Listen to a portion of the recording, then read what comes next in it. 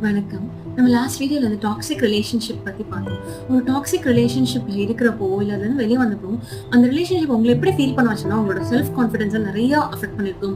உங்களோட self Worth, self எஸ்டீம ரொம்பவே பாதிச்சிருக்கும். உங்க மேல உங்களுக்கு ஒரு நம்பிக்கையே இல்லாம போயிருக்கும். பட் ப்ளீஸ் நான் சொல்றத கேளுங்க. ஒரு நார்சிசிஸ்ட் வந்து உங்ககிட்ட நீங்க நல்லா இல்ல, நீ உங்களோட இன்டெலிஜென்ஸ் பத்தி பேசுறாரு அப்படின்னா, அவரு உங்களோட இன்டெலிஜென்ஸ் லெவலுக்கு வரணும்னு ஆசைப்படுறாருன்னு அர்த்தம்.